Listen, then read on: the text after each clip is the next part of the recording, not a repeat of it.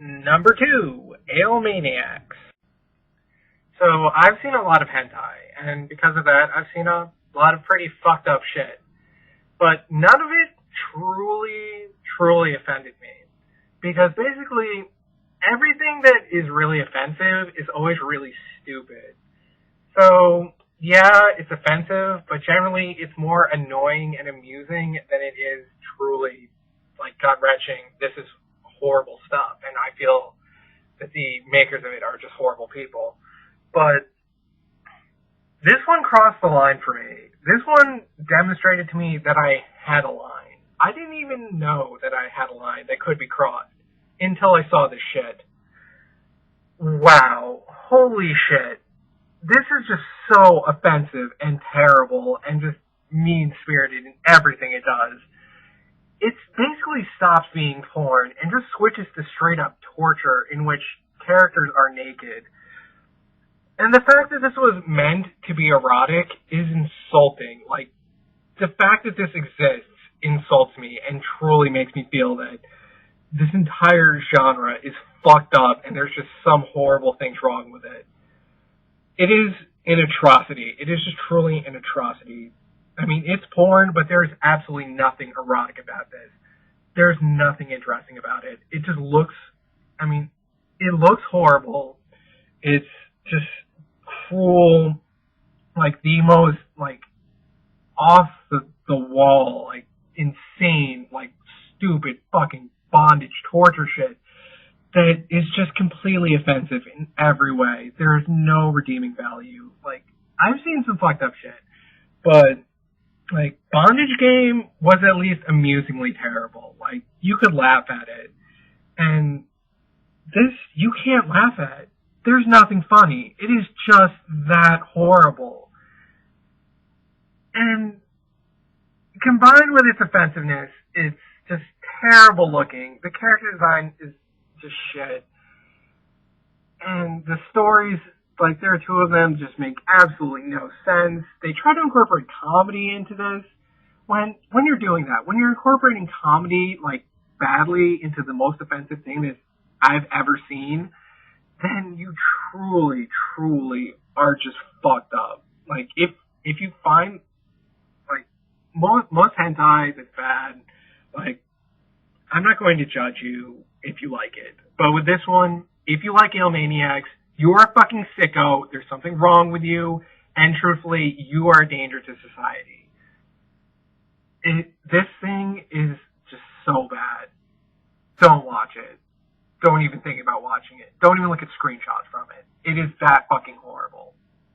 This is just a god-awful piece of crap that introduced me to my line. Now I know where it is, and I hope that I never again have to see something that crosses it.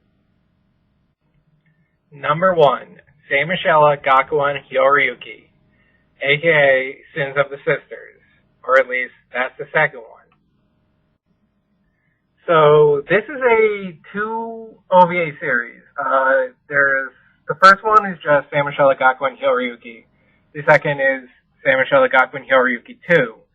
That one got licensed here for some reason and got released as Sins of the Sisters. To put this in perspective, Samashella Gakuin Hyoryuki 2 is bad enough to be the worst thing that I've ever seen, and the first one is worse than it, which is kind of mind-boggling, and these are just really painful to watch. If ever there has been a series that has fucked up every aspect of its story, this is it. I talked about Kagehime having a bad story. This one tops it by far. Everything about the story makes no sense.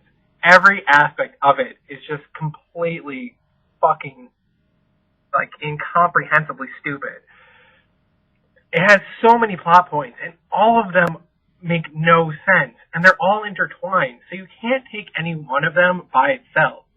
All of them, it's just this complex game of Jenga where everything is made out of shit. Oh my god. So, there are 2 of them. And the first one is not subbed, so I wasn't able to understand it very well, but truthfully, having seen it doesn't even help you understand the second one. That's how bad it is. So, to just begin with, they look bad. Like, in terms of animation and character design, they're bad.